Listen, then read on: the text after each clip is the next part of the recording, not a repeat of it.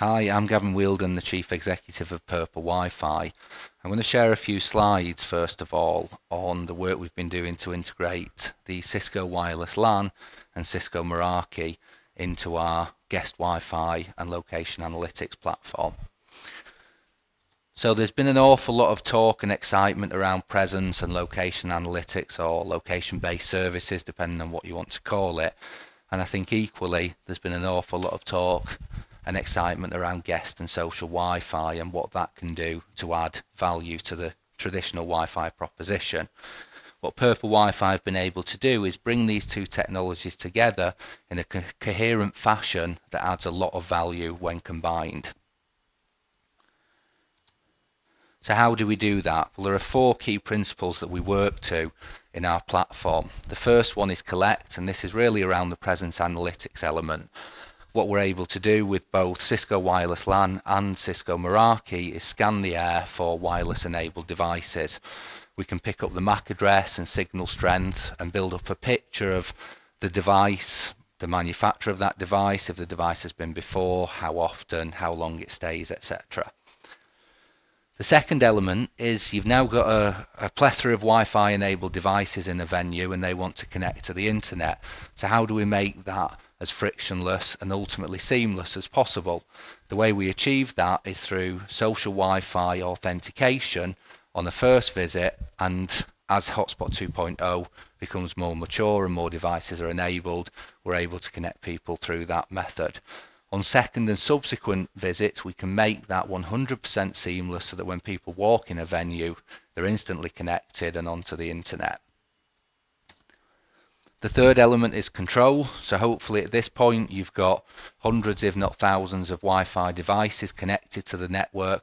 And what we want to do is make sure that those devices behave in an appropriate manner, whether that's through bandwidth restriction or tiered bandwidth, URL logging from a legal compliance perspective, and content filtering to make sure that people are viewing appropriate content whilst in your venue. And the final building block to all of this is communicate. So what you want to do is make sure that the user journey is brand consistent with the venue, from the splash page through the URL redirect, and then employ tools such as vouchering and couponing to make sure that you're constantly interacting with these potential customers. And underpinning all of these is the analytics engine. So we're collecting data from all of these elements, pulling them together into an analytics platform to give the venue actionable intelligence. So Purple Wi-Fi is 100% cloud-based. It's built on the Amazon Web Services platform, and for anybody not familiar with that, it's Amazon's infrastructure, and many of the largest web properties in the world are built on this, such as Bebo, LoveFilm, Netflix, etc. What it gives us is scalability and a self-healing platform. So if any of our server instances hit 70% of capacity on CPU, RAM or database, it will instantly create another. What that means is you can throw as many users at the system as you possibly want and it will just scale to meet demand. If any of those servers are unresponsive for more than 3 seconds, it kills those and creates another. The cloud platform is integrated directly with the Cisco Meraki cloud and also specifically the Presence Analytics API, and is also integrated with the Cisco Wireless LAN controller and working with the Connected Mobile Experiences team and most specifically the Mobility Services engine, where it is completely integrated. Without going into too much depth on each of these, the Cisco Wireless LAN integration is done with the controller and also the Mobility Services Engine server. We have our Radius and Splash page sat on our cloud, and the MSE server sits on our cloud as well.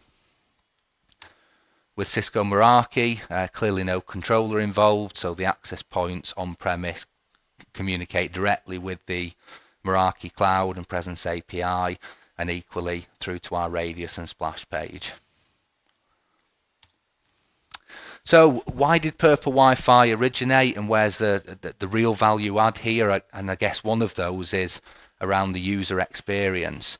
And for anybody that's connected to Wi-Fi around the world in hotels, airports, train stations, you'll be unfortunately familiar with filling in the registration forms and then trying to remember those details when you return. And the more you travel, the more places you go. Everybody's got their own registration form with their own passwords. And if anybody's like me, it's highly unlikely you're going to remember what the flavour of the day was password-wise at the time.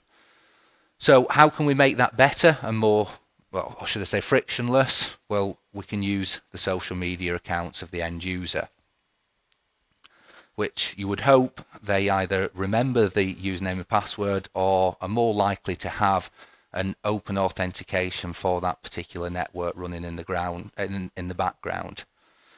So as an example of the user journey, if I was to arrive at a venue, here's the splash page, which is 100% customizable by the venue, and you can see the various access methods along the top: Facebook, Twitter, LinkedIn.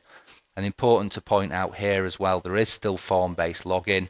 So if somebody doesn't have a social media account or doesn't want to use it for any reason, they can still fill out the registration form. Users accept the terms and conditions and privacy policy, so they're explicitly opting in from a data perspective when they log through to the Wi-Fi. And the bottom end of the splash page, you can see there we can pull in slider images, social feeds, about us, offers, whatever the venue wants to do. And that's all done within the Purple portal, which I shall show you after this. So if I click Twitter as my login preference there, I'll be taken to a page which is pulled in from Twitter. If I've got an active session in the background, I won't even see the username and password there. All it will do is ask me to authorize the app, and that is a one-off process on any Purple Wi-Fi network at any venue anywhere in the world.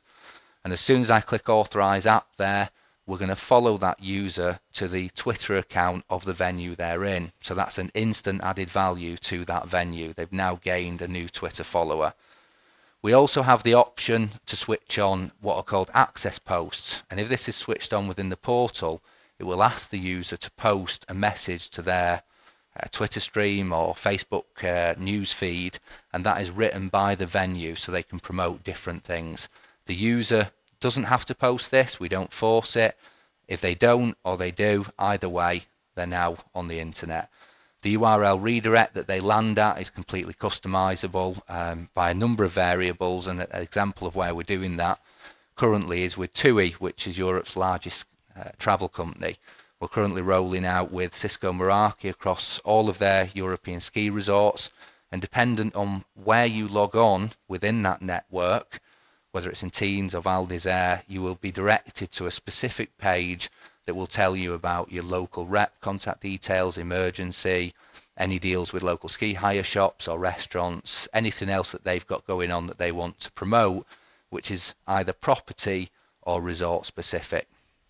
So very quickly, from a mobile perspective, the screen is adaptable the splash page is adaptable to whichever screen is used.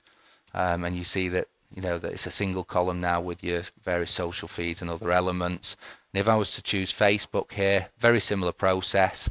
First time around, I'm asked to basically give Purple Wi-Fi permission to pull down data. I do that once and once only. We ask you to like the venue, and then you're on. And I think an important part here as well, particularly on a mobile device, is you're not typing.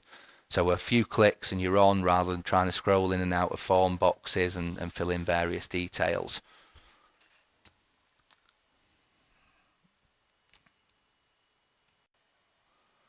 Okay, so this is Purple Portal, where all customers log in to see the analytics and marketing elements. So I'm going to go ahead now and log in. And when I arrive, what I'm presented with is a snapshot view of the world, which will tell me things like the number of Facebook likes generated, Twitter followers, LinkedIn, and registration form, and a quick overview in the past 7 days of Wi-Fi users and genders with browser types, operating systems, etc. Now what you'll see on the right hand side here is a widgets menu that can be collapsed or left open, and that'll follow you around, and you can also choose which of the widgets you want on or off as they follow you around. You'll see a real-time view of the number of visitors online. This is obviously a demo, so it's not showing anybody, and you can also see the venues and whether they're online or offline, and click through to see why they might be offline. So if I jump into reports, you'll see again a snapshot, which is the number of new users, repeat users, unique users, and the Wi-Fi users by day. I can change this to 7, 14, or 30 days, or I could use a date picker to look at a specific date range. The visitor reports go into a little bit more depth, and this in part, or certainly the top half here, is based around presence analytics. It's the ability to scan the background for Wi-Fi enabled devices. So you'll see here as an example on repeat versus new, the number of repeat visitors is a large number because that's the Wi-Fi enabled devices. We do take outliers out, such as those only seen for a couple of seconds, and that can be amended depending on the venue. There are a number of reports here around duration, time of day patterns, footfall, and the lower reports you'll see around gender, age, country, cities, language, therefore authenticated users. So we know the gender and the age of somebody if they've gone through this. And all of these segments that you see here are all clickable. So if I want to know who those 25 to 34-year-old males were, if I click through to that, that will take me down to the detail that creates the report. So you'll see the users, the email addresses, social networks, age, gender, last visit, total visits, and also the number of connections they have. So you can see how influential that person may be. If you wanted to connect directly with them, all of these links are clickable and will take you directly through to that person's Facebook, Twitter, or LinkedIn profile. You may choose to post on the wall or send a direct message. So I may say, thanks for joining us for dinner again last night. Hope you had a wonderful time. We look forward to seeing you again soon. And it really personalizes that social interaction with the venue's customers. Equally, that could be done for somebody that hasn't been for a while. So you might look to try and tempt somebody back. Okay. So in network reports, as the name suggests, this is more about the network. So you can see the types of operating systems, browsers, data usage, Wi-Fi usage, etc., etc., top visited sites. This may be used to look at what app you might want to develop. You may be surprised to find that you've got a large number of BlackBerry users, or in this case, more Android than iPhone users, and that may drive decisions on how to target those particular users. The location mapping I shall come back to. What I shall first do is show you under settings, under the location management element, you will see there are a number of tabs here for details of the venue, the users that are there. You can very quickly add a new user and give them various permissions. And the one in particular I'm looking at here is plans. So what you're able to do is upload plans for a venue. And what I can do is draw zones on those plans. So I may, clearly this is one of our office floors, but if this was the menswear department of a department store, I could draw in the zone and put in there menswear and save that. So that creates a zone on my floor plan. Under the reports, you'll see under location mapping the different zones and how many users or seen devices have been in the different zones. So you can see the geofence I've drawn around the theoretical menswear department here has had 11 users and current 11. Obviously you can reshape them zones as appropriate and view it over a given period or time in day to see how people move or view real time.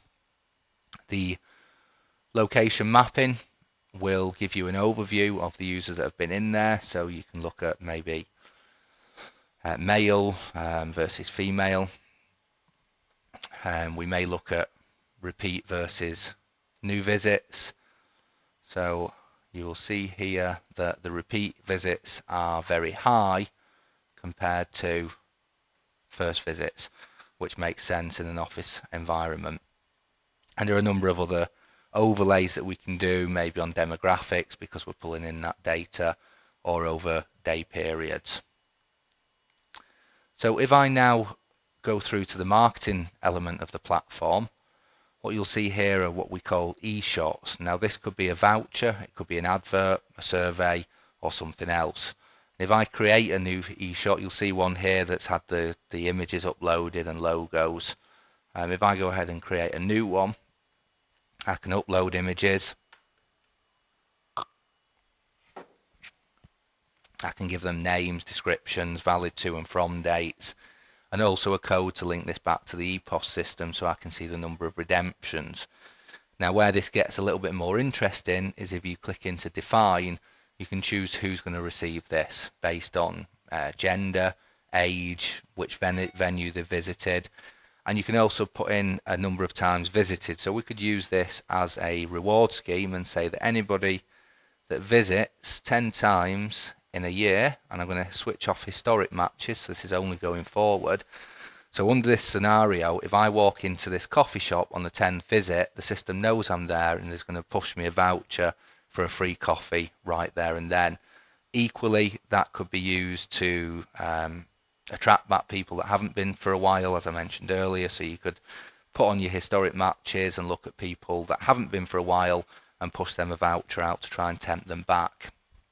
One of the additional functions around the connected mobile experience and the floor plans I've just shown you is we can do that on dwell-based vouchering. So we can choose a zone. You can see the menswear zone I just created, and you can add in a time period for this voucher to be open and valid and put in a dwell time. So I'd probably say they're 5 minutes. That means that somebody just passing through the menswear department isn't going to break that geo fence and be pushed a voucher. It's going to be somebody that is dwelling there and looking around. And based on that, I could push them a coupon for 20% off jeans or men's shirts or suits, whatever it might be, on that particular day or week or month. The splash page I mentioned is completely customizable by the venue, so they can log in and it's on a venue by venue basis. They can change the elements in here, so I can go in and add in the logo of my venue. I can give some general blurb about what the location is, and I can also choose the access method. So if I'm a coffee shop, I probably haven't got LinkedIn, or it isn't important to me, so I'm going to switch off that as one of the access methods.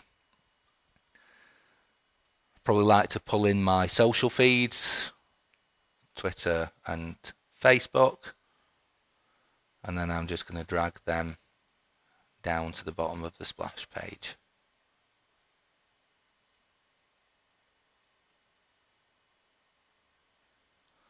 I may also want a slider image in there,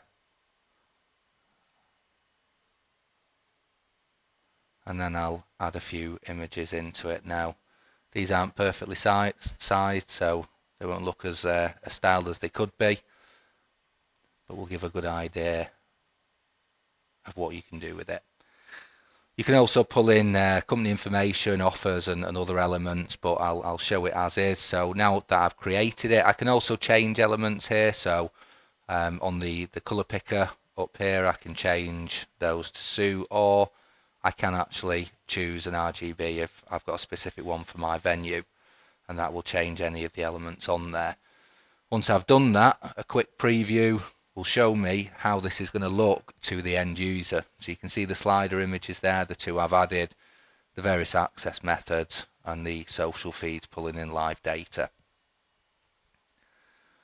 So access posts are the element that asks somebody to either post onto their Facebook newsfeed or tweet to their Twitter stream.